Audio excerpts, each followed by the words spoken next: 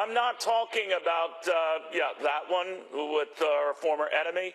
I'm talking about the one coming up in Canada with our friends. Welcome, everybody. I'm Neil Cavuto, and Fox on top of what could be a G7 meeting for the history books.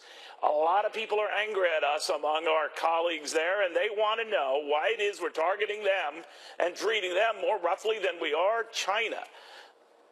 But at least suffice it to say that this has already prompted a very nasty phone call between our president and the leader of Canada. And now there are talks about he wanting to have bilateral negotiations, not only with the leader of Canada, but while he's at it, the leader of France. And this, of course, before the big summit with the North Koreans. Let's just say a double powwow. FBN's Blake Berman at the White House with what we can expect. This is going to be an interesting opening act, my friend. The G7 getting more interesting by the day, Neil. Who would have thunk it, right? President Trump set to go to Canada later this week for the G7 meetings. Trade will loom incredibly large over this one. And now we know of two different bilateral meetings that will take place. President Trump set to meet with the French President, Emmanuel Macron, and the Prime Minister of Canada, the host nation for this one, Justin Trudeau. I'm told that a phone call between the President and the French leader that they had recently could be described as tough. And there is a separate report out this morning that describes the latest phone call between Trudeau and the president as testy. Now, briefing reporters over here at the White House earlier today ahead of the G7 summit, the president's top economic advisor, Larry Kudlow, he tried to downplay some of these trade tensions. The meeting of the finance ministers, as you know, Neil, last week, got contentious enough to where some referred to it as the G6+1, as in the U.S. being the outlier. But Kudlow likened the current environment to just one big family that right now is kind of sort of just having a moment. We're talking everything through. There may be disagreements. I regard this as much like a family quarrel. I'm always the optimist. I believe it can be worked out. But, and I'm always hopeful on that point. Markets appear to have liked those comments. By the way, Kudlow also talked about what is happening with China, saying that right now there is not a deal in place on ZTE that both sides agree on. And he says currently at this moment, Neil, there is not a specific trade deal in place with the Chinese. Neil? All right, my friend, thank you very, very much. So here's where we stand right now on this back and forth over trade. Again, this is courtesy of our friends right now, the Mexicans saying they're going to be promising tariffs of their own on a host of goods like pork and cheese and bourbon and produce. The Canadians getting ready with tariffs they say are inevitable because the administration won't be flexible. The Europeans through the EU saying that they're looking at a slate of tariffs on a host of goods that will cover potentially up to 36 different items, billions of dollars worth of U.S. goods. But if this was supposed to dissuade traders and make them think a trade war was coming, and we're going to hell in a handbasket, I want you to take a peek at this. Does this look like a market that's worried? Up better than 346 points, 25,146 on the Dow. And most of those folks seem to be thinking that this too shall pass. Will it? Let's get the read from Fox Business Network's Ashley Webster, former Clinton strategist Mark Penn, and Fox Business Network's Trella Gasparino. So, Ashley, it would seem at first blush, looking at that one of the things that's going on here is calm down, everyone. This too shall pass. It will. You know what? Larry Kudlow should change his last name to Larry Kudlow Downplayed, because every time we hear from him, that's what he's doing, downplaying the latest spat. I think it's interesting that conversation with the Canadians is something that's absolutely upset the Europeans as well, Neil. The justification for this fight back, if you like, from the United States based on national security issues. What's interesting is when you look back at that issue, Peter Navarro said, let's put it this way, another economic advisor to the president, he said there's not one single company in the United States that can produce flat panel displays that are used in military aircraft and things like night vision goggles. He said that is an example of how the trade imbalance has impacted us so much that even a national security item like that has to be produced elsewhere in the world, and that is an example of that imbalance. As for the Canadians and the Mexicans, I think, and NAFTA, I think the market is absolutely looking at this as this will get passed. This was all part of the negotiation. Eventually, we'll have some common ground. But it's a very interesting process on how we get there from here. It's going to be more headlines, more rhetoric for sure. I'm Charles Payne, and my apologies, Charles, for misidentifying you. Gasparino always does that. But let me get your sense, Charles, of what is really going on here. If the markets were ready to have thought this was going to happen, they'd be selling off. They're not. And this has been much the case, even with tit for tat with the Chinese. So is it your sense that no blows will come to pass here and that the president will get concessions? He got the first hint of that from the Chinese late yesterday, offering to buy $70 or so billion worth of, I think it was largely agricultural items, but your thoughts? Well, I think, the market certainly sensed that President Trump is going to get something huge here. Remember that the status quo is what we've lived with forever. So those are your options. The status quo, we keep getting ripped off, or we finally get a deal that opens up markets around the world and treats American businesses fairly. But I got to say, I think the big problem here is the media, and particularly the financial media. The talk of fear. Let me give you an example. Yesterday, the Business Roundtable comes out with their second quarter numbers, and a couple of headlines stood out to me. Trump's trade policy, a fly in the ointment that could end the economic recovery. That was from CNBC. CEO scaling back hiring and spending because of trade fears, CNN. Well, this is what happened. Employment hiring plans, they're still up 116% from 2016 and up 36% from last year. Capital expenditures up 23% from a year ago, up 56% from 2 years ago. So I got to tell you, even the elitists of the world are still enjoying this economy and plan on investing and plan on hiring. So I love to separate the headlines from reality because we're in a hot economy, and now the market's reflecting that. I'm wondering, too, Mark, if that's what's really going on here, that the undercurrents are pretty sound and the worries notwithstanding, that's what's doing it. I mean, it carried Bill Clinton through a lot of difficult days. In the end, a strong economy, a resurgent market, and then many seem to think it will repeat itself here. Do you buy that? Well, that's right. 68% of Americans in the last Harvard Caps Harris poll say the economy is strong. And when we asked them, 61% said they support using tariffs as a negotiating tactic to get better trade deals, although 64% were worried about whether or not we'd have a trade war. So essentially the public is, well, we understand now what President Trump does. Whether he's successful or causes a trade mess, well, we'll judge that on what the outcome is. And remember, from a Democratic perspective, Democrats need to win back the working class voters. These tariffs go right to the sweet spot of Indiana through Pennsylvania. And so it's important that Democrats try to win those voters back and not let the president get the edge by appearing to do something for them that others were not willing to do. Then again, all bets are off, right, Ashley? If all of a sudden those tariffs do go in effect, that those same voters are paying a lot more for goods, or in the case of farmers, getting a lot less for their goods. Well, and those tax reforms and the more money in your pocket goes out the window because consumers are going to end up paying more because of the extra tariffs. That I don't think will happen. Certainly it's a threat that's hanging over us, but certainly the market doesn't believe that's going to happen. And I think people take pride in the fact that since 1975, we, the United States, have always had the world's largest trade deficit. And nothing's ever been done about it. We're prideful now that we're finally firing back in a trade war that's gone on for decades. China joined the WTO in 2001. The first thing they said was, we're going to open up our markets to the United States and the world. Guess what? Still waiting. You know, this G7 conference, Charles Payne, is going to be the one to watch ahead of the one that everyone else is preferring to watch, I think. Yeah, you might be right there. Here's the interesting thing. The stock market peaked on January 26th. When was that? That's when President Trump went to Davos. Otherwise, it would be one of those rich billionaire confabs that the average person would never care about. The G7 probably could end up the same way, bombastic. Trump's going to go in there like a superstar with all the swagger, and we might get some deals done. Finally, instead of them meeting and agreeing to meet again, which they normally do.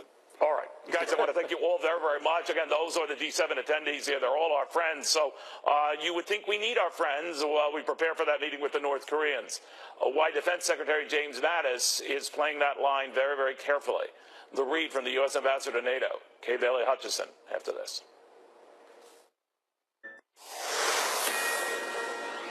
Will the trade war have an impact, effect on the security relationships? Right now, I don't see that. We're looking for reciprocal trade. So along the path going there, certainly it'll be a little rocky, a little bumpy at times, but so far I do not anticipate any effect in the security arena. All right. right, that's the read for the defense secretary. Is that something Kay Bailey Hutchison agrees with, our U.S. ambassador to NATO? Ambassador, thank you for taking the time. Is it your sense, too, that this will not boomerang on us, the trade tensions between a lot of our allies hurting our security relations? You know, Neil, in a group of 29 countries, there are a lot of disagreements on a bilateral basis.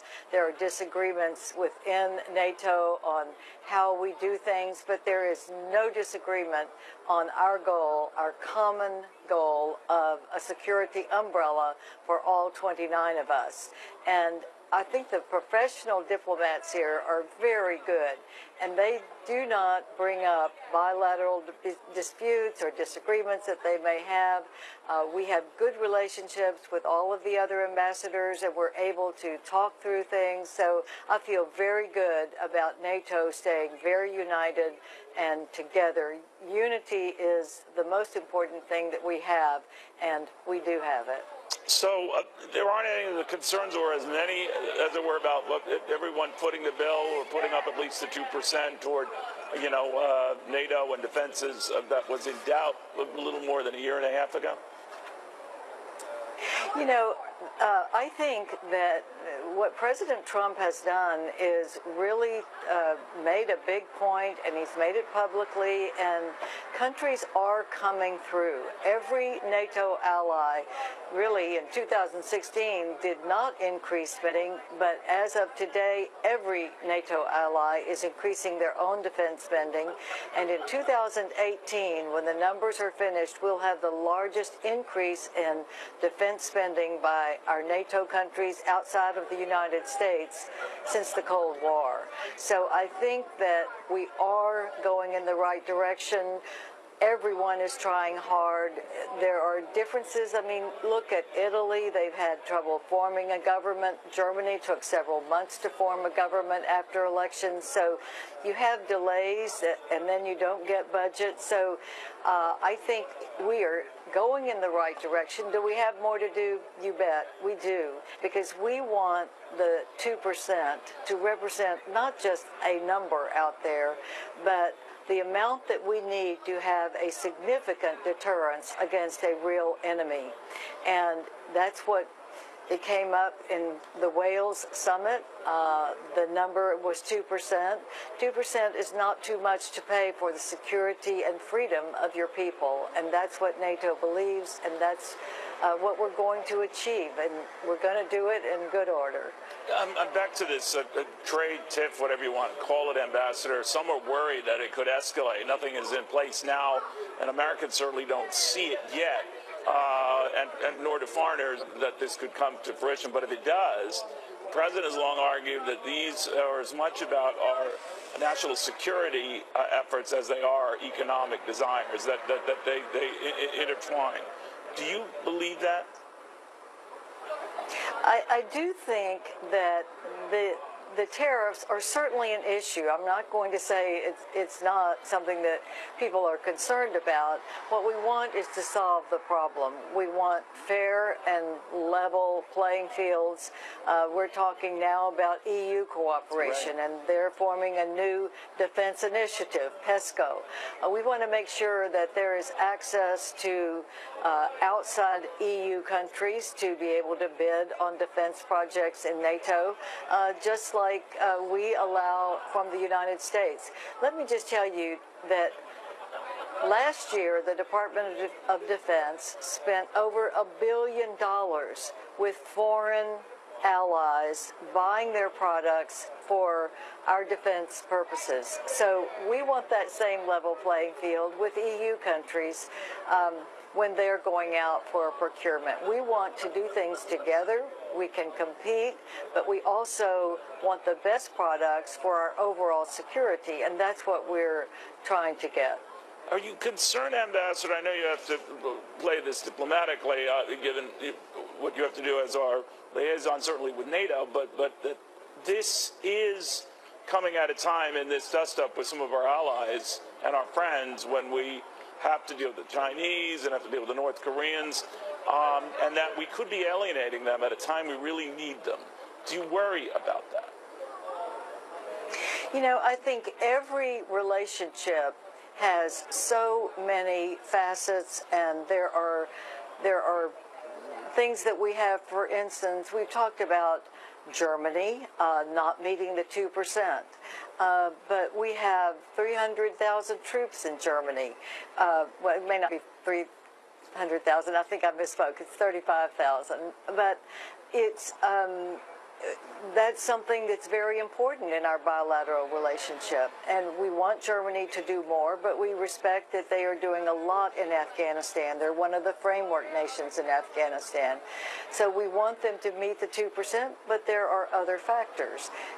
All of these relationships are intertwined, so yes, there is certainly some disagreement about the tariffs. There's no question about that, but what I think is the purpose here is to try to get a more even trade relationship and have a true alliance at NATO that does have some of our allies who haven't put up as much as they could, while they are giving in other areas to be helpful. So we have to balance all of this. We cannot step back on the 2%.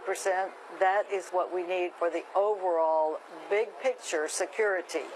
But we know that many allies are also putting troops on the ground, advising in Afghanistan. And we're working with the Iraqis as well for advising them on how to get ISIS out of their country and stabilize their country. So we're doing many things in different areas, and we have to factor all of that in. Indeed. Ambassador, thank you very much for taking the time. I appreciate it. Hey, thank you, Nick. All right, this intersection between our national security and economic security is also being weighed in the United States Senate by Republicans, many of whom have said, you know what, before you do any of this, Mr. President, you might want to check with us. In fact, one better, you might want to wait for us to approve or disapprove after this.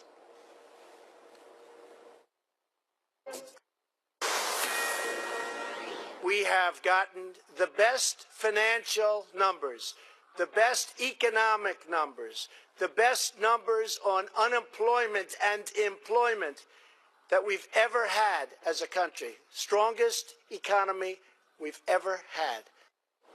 All right, the president will never pass up an opportunity to tout the economy and the performance of the markets. This was at an event where he was going to sign the VA Missions Act, or Choice Act as it's known, to give veterans a better shot at getting the care they need. For the veterans in the audience, they didn't seem to care. It reflects some of the American strength out there, but that does seem to be the wind at the back for a lot of Republicans, or so they hope, this election year, that could be turning around a blue wave to at least not as much of a blue wave. Fox Business Network's Deidre Bolton with more on that. Hey, Deidre. Hi, Neil. Yeah, we heard the president talk about a red wave even, but let me give you the pundit's take on what happened. So California wins for both parties. Senator Sanders, Our Revolution movement losing steam, and anti-President Trump Republicans suffering. So in California, a Democrat may be on the ballot in each of California's 53 House districts. That would be a clear win for the Democratic establishment. But for the Republicans, also in the Golden State, the party had an important top-of-the-ticket victory. President Trump backed businessman John Cox, who's going to be running for governor against Lieutenant Governor Gavin Newsom. So with the way California organizes its primaries, there could have been 2 Democratic candidates for governor. So a Republican on the ticket is certainly a win for the GOP. Also in the Golden State, Representative Dana Rohrabacher fended off a slew of challengers. President Trump tweeting congratulations to him this morning. There it is on the screen. That was, of course, in support of Dana. Now, other takeaways. Senator Sanders, very popular, but certainly not a kingmaker. He had endorsed D'Alessandro in Iowa, so that was a top aide to Sanders during his caucus campaign. But that candidate finished 3rd in a field of 3. Also, a gubernatorial candidate in Iowa, Kathy Glasson, she was backed by the Sanders-aligned group, Our Revolution. She lost to a more moderate Democratic candidate. In Alabama, Republican Representative Martha Roby. She is going to have a runoff race in July. Her campaign suffered for going publicly against then presidential candidate Trump in the wake of the president's infamous Access Hollywood remarks. Now, she has seen to make amends with the White House, but those efforts apparently have not registered with Republicans in her district. Pundits say, Neil, the GOP has a clear lesson from the primaries, and it is that loyalty to the president is key. Back to you. And it paid off. All right, thank you very, very much. All right, so what does that mean right now, and what does it portend about how much or how aggressively Republican candidates use the commander-in-chief, the president? Karl Rove, with some thoughts on that. What do you think, Karl? Well, look, California is good news for Republicans. The Democrats targeted 7 Republican districts that were won by Hillary Clinton but were occupied by a Republican. A couple of those are retirements. In 6 of the 7, the combined Republican vote was bigger than the Democratic vote by margins of 4 points to 22 points. And because the jungle primary tends to draw more of what looks like a general election electorate out, everybody runs in one big mess, and the 2 top vote getters, regardless of party, go into a general election. So the turnout is higher, 21% for example, in California versus 11% in New Jersey turnout the same night. This is good news for the Republicans. They've looked like they got in these districts that the Democrats hope to win. There's not a blue wave that's sinking them. In fact, the Republican enthusiasm is as good or higher than the Democrats in 6 of the 7 districts. It's interesting as we've gone to this double-digit differential between, voters and their perception of who should control Congress in favor of Democrats to now within the margin of error a few single points. Does that mean to you, and I know things can change mightily in the months ahead, that even if the Democrats were to gain seats in the House, it will not be nearly enough to tip the balance of power? Well, if the election were today, the dynamic is that I think that might be the case. They would either take it very narrowly by 1 or 2 seats or lose it. Think about it. Since the 21st of December, the generic gap in the Real Clear Politics average was 13 points. Today, it's just over 3. President's job approval in the middle of December was was 37-38. Today, it's 43-44. Still not great, but a heck of a lot better than it was before. And then what you were talking about earlier, the underlying view of the economy. Now, the president exaggerates that it's the best economy we've ever had, but people are feeling pretty good about the economy and pretty good about their own personal circumstances. So all 3 of those things, plus foreign policy. I think that people have looked in the last couple of months and realized things can change dramatically, but they look at Syria, what the tough action he took there, getting out of the Iran nuclear deal, the North Korea so far, it's been a little ragged, but it looks like he's making progress. Now, you're right. 5 months between now and the election is like an eternity of politics, right. Several geological ages, but going in the right direction and presaging that this is not likely to be a year with a big blue wave. It's more like to be the anniversary that we're celebrating the 100th anniversary of World War I. This looks like trench warfare, race by race, district by district. How good your candidate, how good is their campaign, and can they withstand the Democrats in this election year? And it's going to be hand-to-hand combat right through November. Karl Rove, good seeing you again. Thank you very, very much. Thank you, sir. All right, we got Rand Paul coming up right now. He is very concerned about our getting beyond our authority here, especially when it comes to wars and especially maybe potentially when it comes to issues like trade. We'll talk to him about that and a lot more. He's next. Rand Paul comments on a lot of weighty matters, but it's his tweet on former President Bill Clinton lamenting his, dealings with one Monica Lewinsky that has taken the nation by storm and gone viral. He's here in 60 seconds. It might not be one and done after all in Singapore, that this so-called one-day meeting might extend, if not right there in Singapore down the road, and that the talks that they're promising could yield a sort of a Reykjavik-like Iceland duration with the likes of Ronald Reagan and Mikhail Gorbachev. Of course, that one didn't get the desired response until they both left, came back months later to seal a deal. That was then. What's going to happen now? The read from Republican Kentucky Senator Rand Paul. What he makes of this. What do you make of the prospect, Senator, that this could be something that gets stretched out a little bit? You know, I think I'm still very hopeful. I'm glad that we're back on again with the Korean summit, and I don't think there's an easy solution to where we go from here. But I think the fact that we're having a discussion and the beginnings of diplomacy is a good thing. So it's trade back and forth, not only the Chinese, but now with a lot of our allies. The Canadians are upset, the French are upset, Germans, everyone seems upset. Do you think this is the time to be ruffling their feathers while we're dealing with something far bigger for the time being? No, I think it's a mistake to start using national security waivers to invoke tariffs on allies, friends, and even frenemies around the world.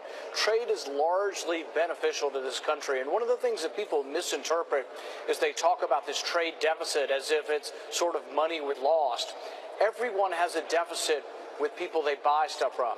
So I have a deficit with my grocery store.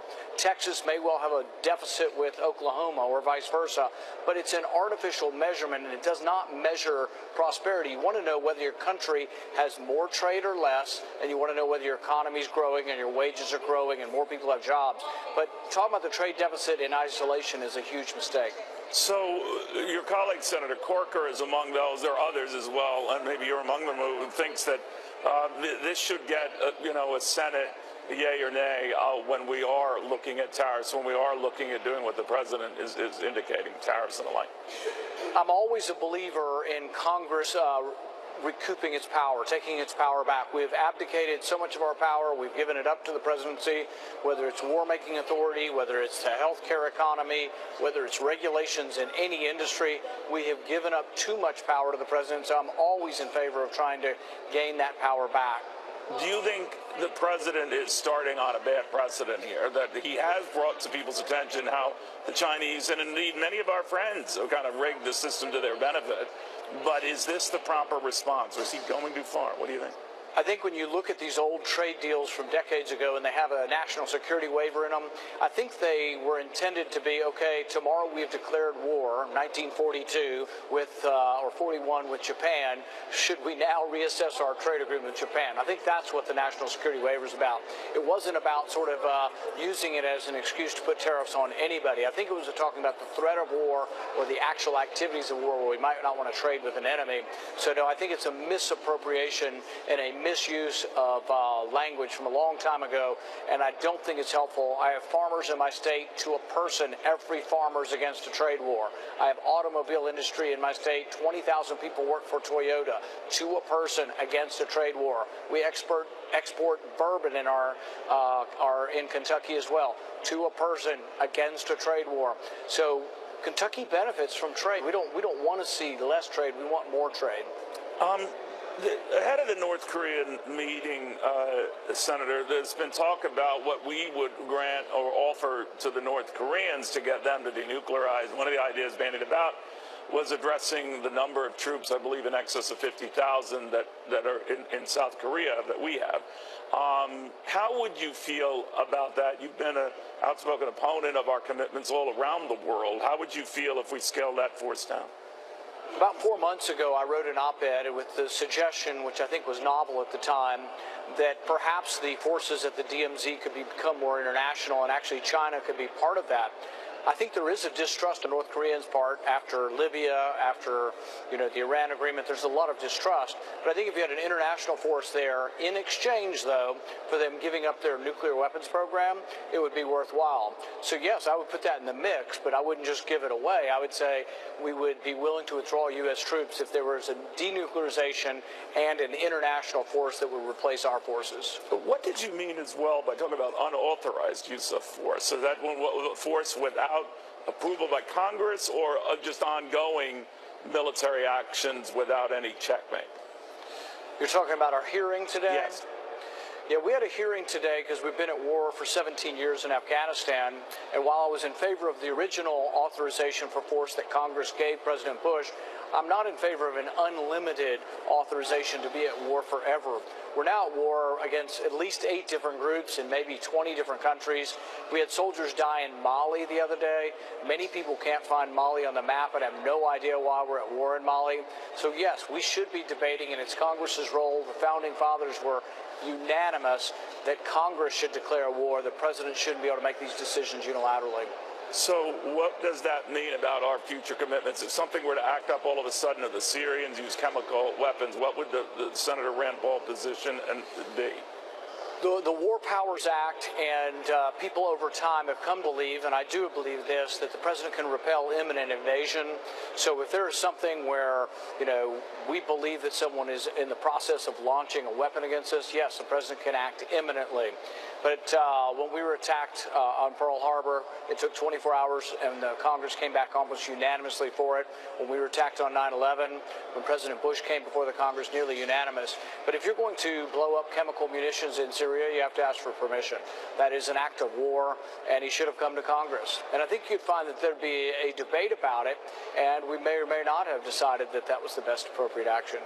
As weighty and as important, substantive as those remarks are, and that line of thinking is, I'm sure you're aware that it was your tweet on Bill Clinton and his comments about Monica Lewinsky that got far more play, Senator. You said that Bill Clinton epitomizes, it is the way, right? He epitomizes the aggressor, not the victim. You went on to say, you can't have an appropriate or consensual relationship with an intern.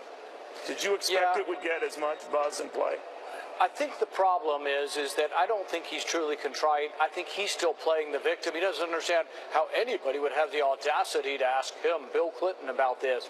Well, for 2 decades, the mainstream media covered up for him. The mainstream media said, it was a consensual affair between adults. Guess what? Talk to modern women, talk to people about this, and most women from the Me Too movement will say, you know what?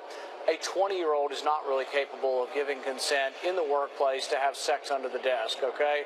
And so if he doesn't get that, that wouldn't have been acceptable in 1998 if you were the CEO of any major company. Nobody would have thought that was ever acceptable behavior, and he still doesn't get it. He actually says, I was put upon, and I was in debt before I made my next $100 million. I was actually for a few months in debt. So ridiculous. I was curious because President Clinton had also talked about this notion whether a president can pardon himself. He said no. Do you think that this president, talking about that very subject, can? He thinks he can. The Constitution seems to put no limits on the president. There are some principles of law where people would say that it defies sort of the ideas of justice for someone to be able to pardon themselves. But the Constitution isn't explicit in prohibiting this, and so yes, it could probably happen. But you noticed even when the president said this, the president says he's guilty of nothing and that he's not going to do that. But I think that why mention it, Senator? I think because what has happened is this whole investigation into Russia has become so politicized. You wonder, so they have informants in President Trump's campaign. Did they put informants in President Clinton's campaign? She was talking to a British spy, and that British spy was paying Russians for information to try to dig up stuff, true or untrue, on President Trump. So it sounds like, do we really want the FBI and the CIA? Do we want them involved in presidential campaigns? Or really should there be sort of a hands-off on this? I think it's unseemly that the FBI was putting informants in there trying to extract and entrap members of the Trump campaign. I think it's incredibly inappropriate and abuse of power. All right, the president called it Spygate. That person wasn't an informant, was a spy. To you? Well, he worked for the FBI for several decades. He's going and asking leading questions to people. He's paying people money to get them to London. I mean, there's even some who say that the whole running into the Australian ambassador, deputy ambassador, over drinks with one of the Trump officials was not sort of a random event, that maybe even that had been planned. So yes, that's entrapment, and that's something we're not supposed to be involved with. There is still evidence, and Judge Napolitano has talked about this, that the British were giving information directly to John Brennan. Now, I asked Gina Haspel about this, and she says that she categorically denies that she knows anything about the British giving information to John Brennan. The next question should be to John Brennan. Were you getting information from the British about the Trump campaign? Because that's illegal, and John Brennan could go to jail. Now, he's this big talking head spewing hatred for President Trump. It sounds like maybe he's come out of the closet as a partisan, and so if he wants to be a partisan all over the news condemning the president, maybe he needs to be asked under oath, did you receive information, secret information, illegally gotten by the British government? Did you receive this information on President Trump or his campaign? Why don't we ask Brennan that under oath and see what he says? Finally, back to Bill Clinton, if you don't mind, Senator. He had said if this were a Democrat, the impeachment proceedings would already be starting. What do you think of that? I think we go too crazy on both sides, and I'm a big believer that these special prosecutors have way too much power, and that, can you imagine the entire force of a team of 20 or 30 lawyers that can investigate your entire life for the last 20 or 30 years, bring you in to ask questions, and if they get you to make a misstatement based on historical fact of something you don't remember correctly, that you can go to jail for that? It's a crazy situation. We should never have these special prosecutors.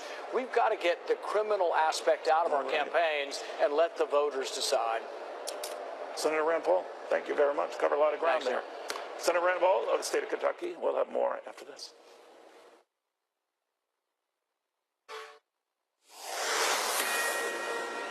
All right, the president keeps saying build the wall, but not just any wall. Have you seen this? This is a rendering of one that just might work, that you really can't climb it. It's done in such a way that is impossible to mount.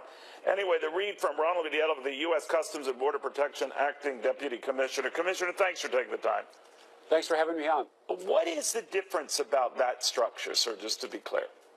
So that I believe what you're showing there is in Santa Teresa, New Mexico. Right, right. So that's the state of the art. That's the best stuff that we have in the inventory in the toolbox. So those are what we call a bollard wall. It's essentially steel tube that's filled with concrete, and it has that panel on top that prevents people from sitting on top of it or standing on top of it and then reaching over to the other side to climb down. So that's the best stuff that we have in the inventory right now. As you know, previously this year or last year, we completed the prototype projects in San Diego, and we learned a number of things from that process that will go into the future investments that we want to make in wall to eventually deliver on the president's promise for operational control of the border. Now, lately, or the latest news, Commissioner, is that the president was allocated about $1.6 billion to get cracking on some aspect of the wall. Is this what they're talking about, or is that to shore up elements of the existing wall that we have in some locales? What we're seeing now, the construction projects that are underway in Calexico, the one you showed in Santa Teresa, New Mexico, were quickly started on the 31st of May in San Diego. That was funding that the president arranged for in FY17. The prototype projects was part of that funding as well, and so we're going to use that information to inform future projects. But the idea being that we're going to bring more capability to the border. And it's not just these structures, right? We're asking for access to the border. We're trying to hire CBP.gov. We're hiring Border Patrol agents, Air and Marine officers, and Customs and Border Protection officers. And then we're also putting technology on that wall at the border to make us more efficient in what we do. I heard that the biggest obstacle and the impediment for what you've got to do, and you have a nightmarish job, is the improving U.S. economy, because the better we do, and we're doing pretty well, especially compared to what's happening south of the border, the more people want to be here. So that's actually complicating your efforts. Yeah, a good economy is going to drive more migration into the United States. That's for that opportunity. It's sort of a magnet. We need to have these infrastructures. We need to have this technology. We need to have more personnel. We also need these loopholes closed. We need to stop people that are trying to come into the country with children or as a member of a family unit. The law doesn't allow us to remove them quickly when they're not being trafficked, when they're not qualifying for asylum. So we need a combination of those things to improve conditions for us at the border. Commissioner, thank you for taking the time. I appreciate it. Thank you. All right, in the meantime, have you seen the latest video we're getting out of Hawaii and this volcano? Now it's spread to the ocean, and now a lot of people are saying, you know, this is just more than a big island event. After this.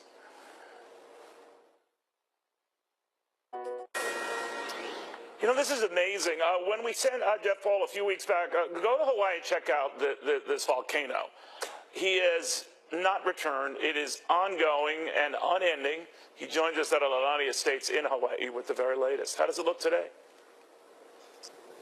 Well, Neil, sadly, we're learning there are more injuries here on the Big Island. It's risen from 1 injury, as we previously reported, to 7, either lava or respiratory related. But I want to show you what authorities are most concerned about right now. Just behind us, behind that black wall of lava, there is a river of lava. That is from the most active fissure here on the Big Island. It is pushing out right now to the coast, where it has completely destroyed a subdivision called Vacation Land. Now, If you take a look at these pictures here, it gives you a good idea of what has changed in the last few days. This first one is from Sunday, and you can see the lava approaching the bay. The next one is from yesterday, and it is now covering that bay, changing the coastline. The amount of homes destroyed is also going up from 117 to now tripling that to 100 more. It's like a flood, you know. It's just pouring out, covering everything in its path. Just incredible what it's doing. It looked like there's no stopping it. Now, three people were rescued by the fire department's chopper out here, but since then, no other rescues to report. We should also mention that there have been no reported deaths either. Neil? All right, Jeff, that's amazing. Thank you very, very much.